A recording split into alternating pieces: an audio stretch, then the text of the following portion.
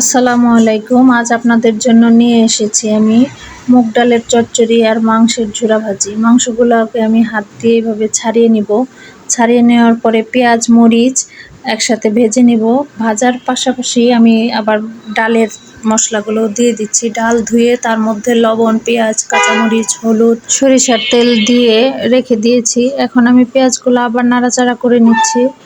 নাড়াচাড়া করে তারপর আমি মাংসগুলো দিয়ে দিলাম। মাংসগুলো দিয়ে আবার একটু মিশিয়ে রেখে তারপর আমি মুগ ডালটার মধ্যে যে মশলা দিয়ে দিয়েছি সেই ডালটা মেখে নিলাম। মেখে 2 মগ পানি দিয়ে দিলাম। চুলায় আগুন দিয়ে সেটা রান্না হতে দিলাম। এদিকে পরে মাংস নাড়াচাড়া করে নামিয়ে ওই চুলায় রেখে দিয়ে মুগ ডালটা আমি এই পাশের চুলায় এনে নিলাম। নিয়ে এখন ডালটা সিদ্ধ হয়ে গেছে, ওটা আমি ডাল ঘুটনি দিয়ে ঘুটে নিচ্ছি। ঘুটে ধনিয়া পাতা দিয়ে দিচ্ছি। ধনিয়া পাতা দিয়ে একটু নাড়াচাড়া করে আমি নামিয়ে নিব। এখন আমার এই তো ডাল চচ্চড়ি আর মাংস রেডি।